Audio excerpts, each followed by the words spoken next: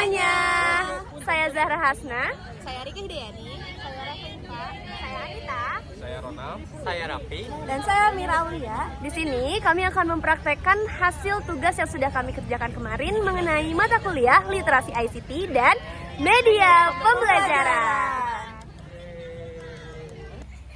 Oke teman-teman, jadi kali ini aku punya media. Di sini itu kita dapat 4 QR code ya. Jadi di dalam QR code ini beda-beda levelnya, beda-beda juga soalnya. Jadi ada level 1 sampai level 4. Nah, dari level 1 ini ada 5 soal dan di situ tuh jawabannya tentang benar salah gitu. Jadi teman-teman di sini tuh diasah pengetahuannya tentang aplikasi WooFlash. Apa sih aplikasi WooFlash itu? Aplikasi WooFlash ini tuh kayak aplikasi kuis ya, sejenis aplikasi kuis yang kayak sering kita gunakan. Tapi dia itu berbeda gitu daripada yang kita gunakan banyak media atau fitur-fitur lainnya, fitur-fitur tambahan. Jadi di sini aku mau tahu nih seberapa tahu sih teman-teman tentang aplikasi itu, dan juga nanti teman-teman akan aku kasih tahu nih gimana sih cara penggunaan aplikasi yang benarnya gitu. Mungkin teman-teman boleh scan dulu dari level 1. Mau. Nih, oke. Boleh teman-teman kerjain dulu ya. Siap. Nah teman-teman, kalau misalnya rencana pembelajaran yang udah saya buat sebelumnya itu mengenai toples jar. Nah teman-teman, kalau misalnya rencana pembelajaran yang saya buat sebelumnya itu adalah nanti sistemnya kalian ambil salah satu kertas yang ada di dalam toples ini, lalu kalian bacakan dan jelaskan apa yang kalian tahu soal materi tersebut. Materinya masih berhubungan sama mata kuliah literasi ICT dan media pembelajaran. Jadi boleh, siapa yang mau ngambil? Aku, Bu. Boleh. Saya juga mau, boleh Kak? Boleh.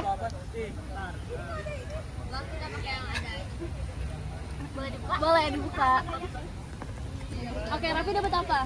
I-modul. Modul. Oke, boleh dong dijelasin sepengetahuan Raffi dan juga sepengetahuan Anita mengenai apa itu i-modul dan Anita apa itu media interaktif. Media interaktif itu adalah media yang mana dia itu bisa membantu kita sebagai siswa untuk memahami materi dengan lebih mudah dan juga lebih kesannya lebih ramai kayak gitu sepengetahuan saya. Kalau modul ini lebih ke bahan-bahan belajar atau bahan-bahan ajar yang disisipkan dalam bentuk elektronik atau digital.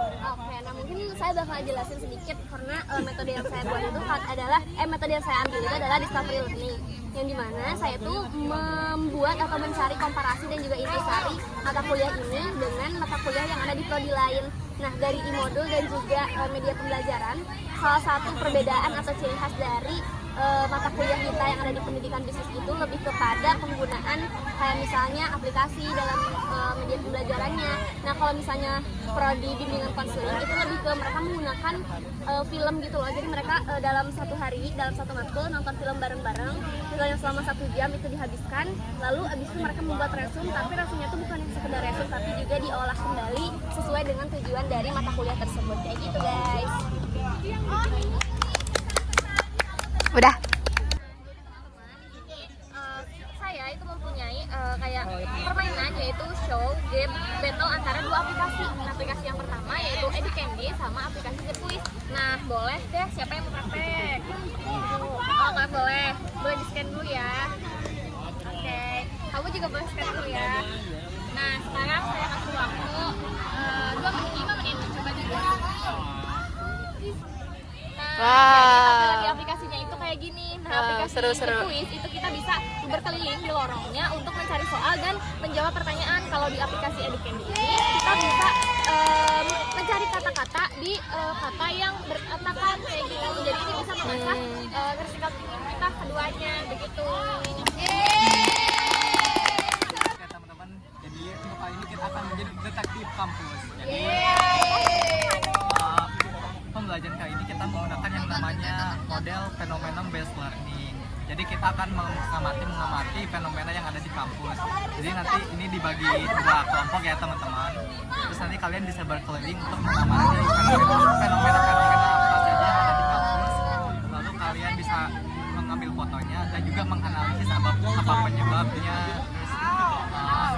Pokoknya melakukan analisis tentang pola-pola yang terjadi pada fenomena tersebut. Dan nanti setelah itu kita berkumpul kembali di sini dan mempresentasikan hasil.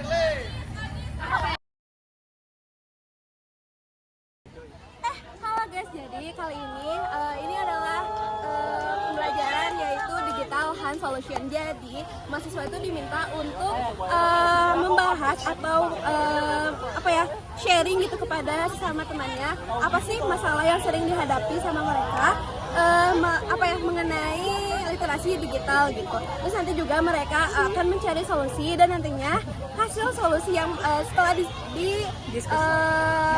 diskusikan itu dituangkan ke dalam aplikasi Palet. Seperti ini teman-teman.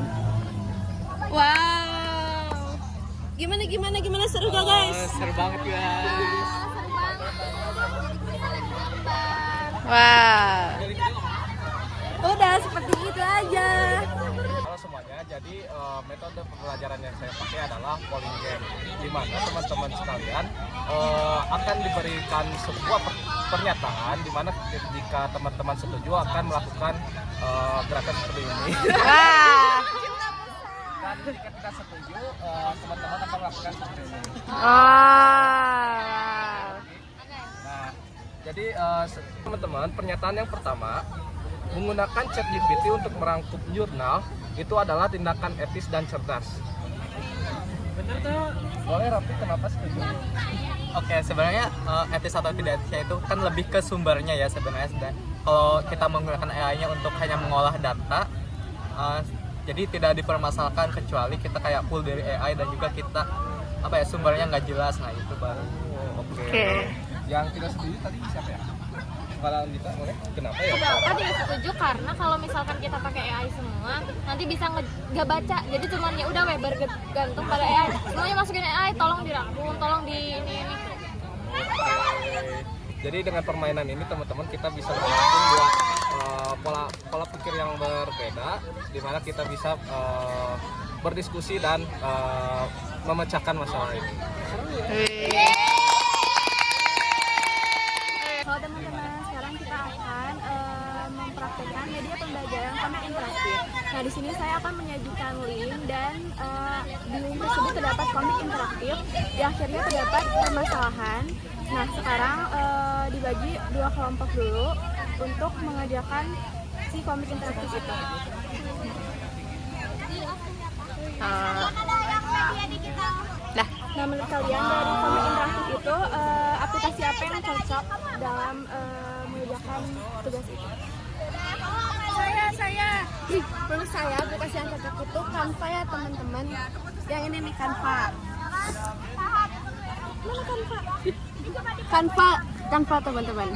Karena bisa dipakai untuk real time gitu, kolaborasi gitu. Dan pantas banyak template yang gemas, lucu. Oke. Kalau dari kelompok ini. Nah, kalau dari kami tadi sepakat kita bisa coba pakai aplikasi Miro. Nah, aplikasinya itu ini. Nanti itu di sini kita bisa ada papan. Nah, kayak gini papannya. Ini itu bisa buat bareng-bareng. Duh, maaf ya terkendala sinyal. Kurang lebih seperti itu. Oke.